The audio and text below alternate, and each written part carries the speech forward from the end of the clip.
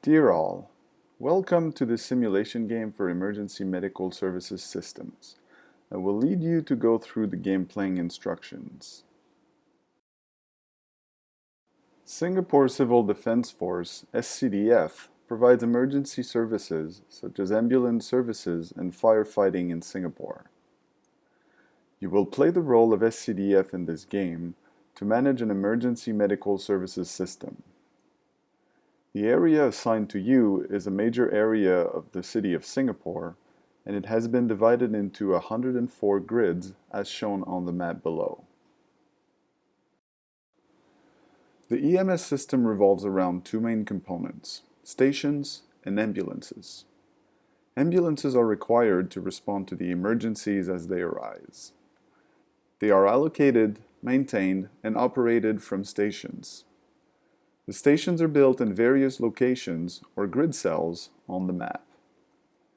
In this game, you can only build station in the grid cells with the red numbers. These grids are called candidate sites. You can only build one station in one grid. Over the course of the game, medical emergencies occur in different locations. Your task is to design and manage the EMS system appropriately. The goal is to provide timely response to emergency incidents, like responding within 11 minutes for at least 83% of the calls. There are all sorts of medical emergencies over a long-term period, let's say 10 years, 20 years, or even more. You will design and manage the system with a certain amount of capital budget. Capital budget does not replenish throughout the game. You can build upgradable stations with different ambulance capacities and costs. For instance, an upgradable station with one capacity costs $2.2 million. It can accommodate one ambulance at most. The total cost of a larger station is higher than for a smaller one. However, the cost per unit of capacity is lower than a smaller station due to economies of scale. The cost of upgrading a station also depends on the capacity to be added to an existing station. More capacity added at a time is cheaper per unit of capacity. The cost per ambulance is $100,000. One of the main concerns of the designers is how fast the EMS system can respond to emergency calls. The response time includes two parts: activation time and traveling time. When an emergency call occurs, the EMS system will dispatch an ambulance to the incident location from its nearby station. Suppose that it will take a fixed activation time, like 1 minute, from the time that the emergency call is received to the beginning of the ambulance traveling to the scene.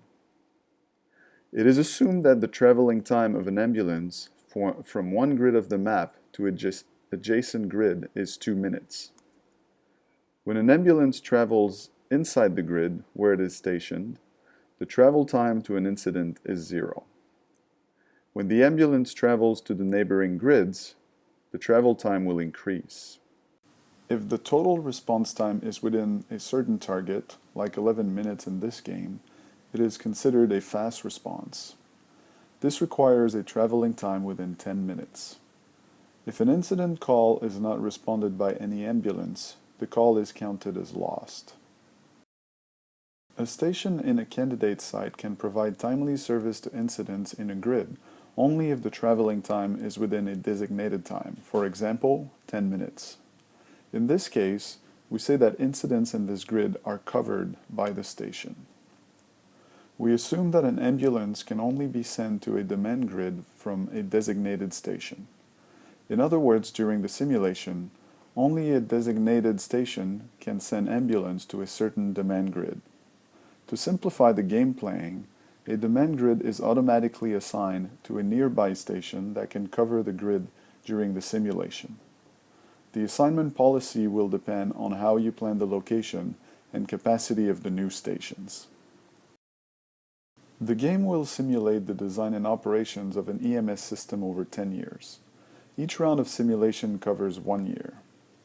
At the beginning of each year, you can build new stations at candidate sites, expand existing upgradable stations, purchase new ambulances and/or reallocate ambulances to different stations. After you make your decisions, if any, the computer platform will simulate the incident generation and incident handling mechanisms over 1 year and provide several key performance indicators to measure the quantitative lifecycle performance of the system. The objective of this game is to maximize the long-term incident coverage rate of the system, which is the total number of incidents responded to in a certain period, divided by the total number of incidents that occurred within that period. Your decisions will be constrained by the total budget. There are several types of costs. Cost to build or upgrade a station, cost to purchase ambulances, operation and maintenance cost of ambulances and stations in each period, as well as cost to assign one demand grid to a station. The assignment cost will be automatically calculated by the computer program. You should carefully plan your budget to maximize the overall coverage rate. There are several things to consider in this problem. First, you need to take a short-term view. You should consider how to best allocate ambulances in response to emergency calls in the current year. Second, you also need to take a long-term view. The system should work well now and for a long time in the future. Since the infrastructure investments of stations are irreversible, once you invest money to build a station, it will be difficult to change its original design and location. Therefore, you need to consider how to appropriately allocate resources over a long-term period. In addition, since such a long time frame is considered, you should be aware that there are some uncertainties that affect your system design. The main uncertainties to be considered in this system are the frequency and locations of emergency incidents. The incident rate on each grid will change over time, and we're not sure when and where incidents will occur due to other uncertainty factors, like shifting in population demographics, varying traffic conditions, and others. Now let's get familiar with the Game User Interface, or GUI. This game is played on a map of eastern Singapore. The map is divided into several grid cells. On the map, all hospitals and stations are marked out. You can build stations only on the grids with red numbers. To simplify the simulation, it's assumed that incidents will only occur in these grid cells.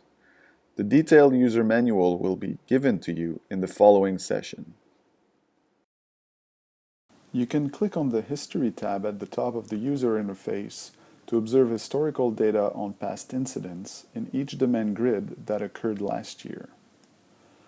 The number of incidents, the number of incidents responded to within 11 minutes, and the number of lost incidents last year are shown on each demand grid.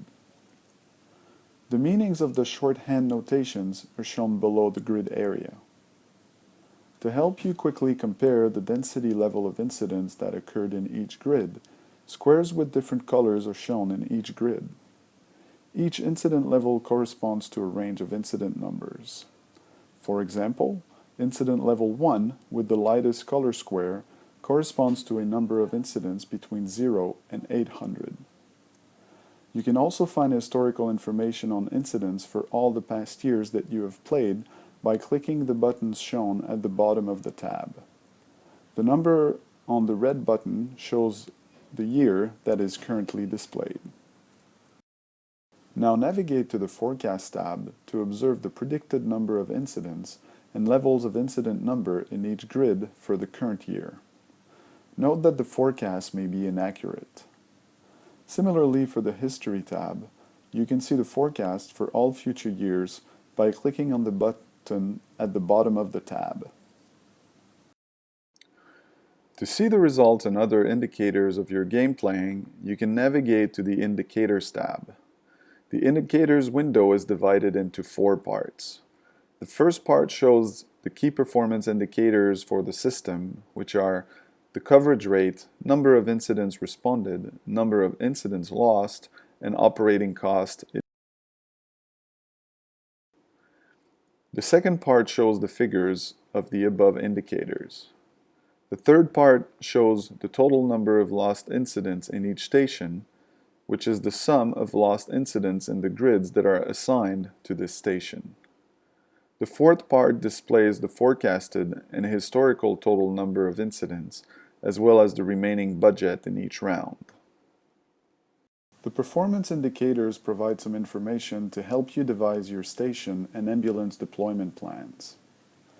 A low coverage rate may indicate that there are not enough ambulances in the locations with a high number of incidents.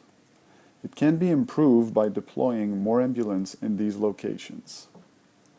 If you deploy more ambulances, the operating cost will increase. If there is a spike in operating cost, but the coverage rate does not improve accordingly, it may imply that the new ambulances are not sited in the locations with high incident density. In this case, you may consider redistributing the ambulances. However, your redistribution strategy is constrained by the capacity limits of the stations. It may also imply that you have allocated too many ambulances in the locations with low incident density. To lower your operating cost, you may consider removing some of your ambulances. If the number of lost incidents for a certain station is too high, this implies that there may not be enough ambulances at the station to respond to all demand grid cells assigned to it. You may want to increase the number of ambulances at the station if possible. In this game playing, there are several things you need to pay attention to. First of all, SCDF thinks the current service quality of the EMS system needs to be improved. Fast response rate should be increased and the lost incident number should be decreased. Therefore, more stations should be built and more ambulances should be deployed. You need to devise a deployment plan for stations and ambulances to deal better with uncertainty and emergency incidents and take tactical and strategic views on this problem. Second, you don't have too much time for explicit quantitative analysis. You need to rely on the performance indicators and a holistic view of the system. For example, if you think the number of incidents may increase in certain areas, you can improve service quality by increasing station capacity and allocating more ambulance. But your operating costs will increase accordingly. This is one of the many trade-offs you have to balance in this game. Thirdly, you do not necessarily have to do something each round. Sometimes the best strategy is simply to wait. In addition, the coverage rate in each round depends on the number of incidents, which varies in each round. Thus, it's possible that you have made the right decision, but the average coverage rate drops. Last but not least, your time is limited. You need to finish the game within 25 minutes in this session.